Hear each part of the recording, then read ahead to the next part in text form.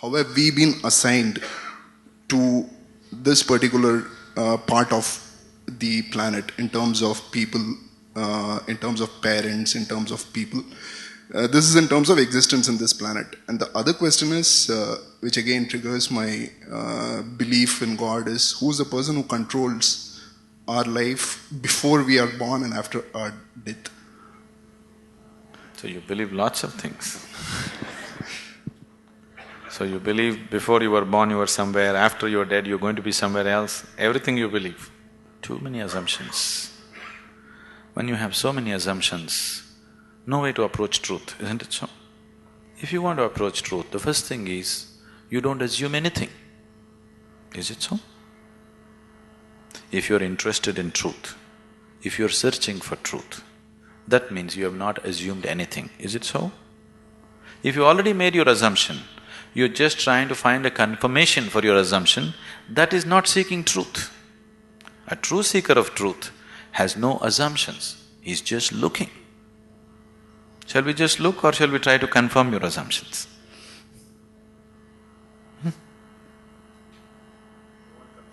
You want confirmation?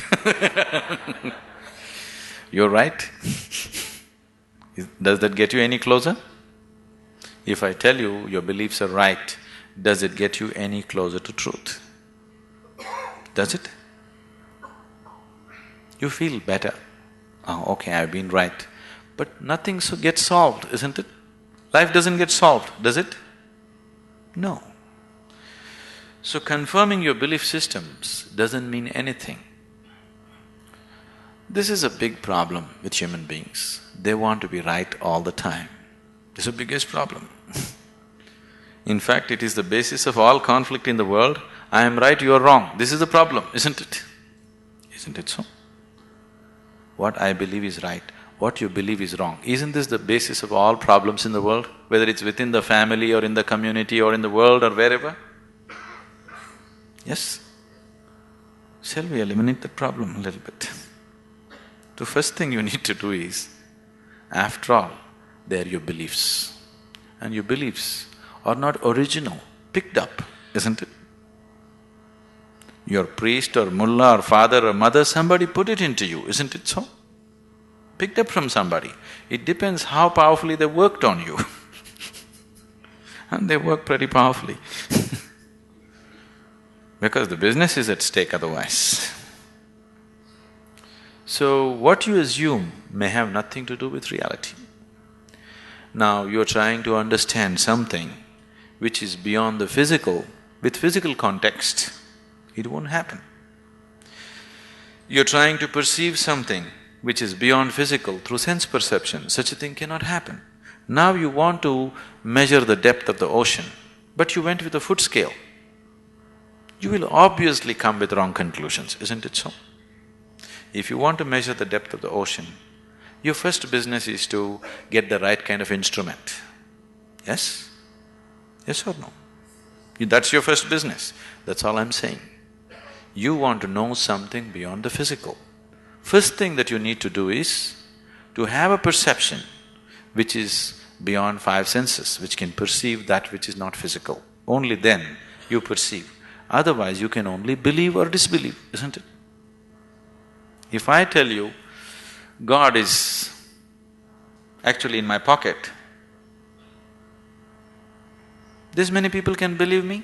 This is a ridiculous thing, oh, we don't believe that, but I can tell you a more elaborate story if you want, which we can work on and make you believe in, isn't it? Right now, God is in my pocket. This many people believe me, this many people disbelieve me. Have these people gotten any closer to God than they were before? Have they? Or have these people gone any further away? No, nothing changes, isn't it? So why are we wasting our time trying to confirm our assumptions? You must enhance your perception, because only by perceiving you will know. There is no other way to know. Is it so? You will know anything only when you perceive it. Till then you do not know it. Is that a reality? Is that a reality?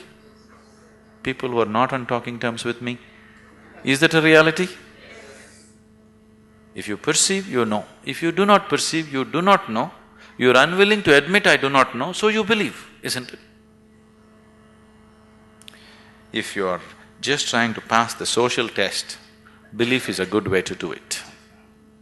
But you want to really know, then belief is not a good way to do it. Belief gives you confidence. And fools getting confidence is dangerous. Do you understand? When idiots become very confident, it's very, very dangerous, isn't it so? Do you see? Intelligent or hesitant, stupid or confident. Have you seen this? Great confidence. Because when you simply believe something, you will have great confidence. You will have no doubt about anything because you don't apply yourself to anything. You're 100% sure. You see George Bush, how confident he is? He's very confident, isn't it? Doesn't he seem like confident? Very confident. He came to India and declared, "I am a believer, I am a true believer." I thought, you don't have to say it, can't we see? You must be a believer, otherwise you don't walk blind into situations. If you're somebody with sense, you would look around, isn't it? You would see what is there and what is not there, because you're a believer. Not just in God, in so many other things. The most sensible way to start your life is, what I know, I know. What I do not know, I do not know. Once you come to this sincerely, you will see your knowing will constantly go on expanding on a daily basis. Otherwise, the moment you believe, you are stagnant. Belief is death, actually. Marx said, it's the opium. Religion is the opium, because it puts people to sleep. He's very right. It's put people to sleep, isn't it? Hasn't it? Sleep is comfortable. What's wrong with it? Why sleep? Why don't you die? It is even more comfortable. Do you know that? Because anyway you're a believer, after all your God is waiting, why don't you go? Yes, isn't it?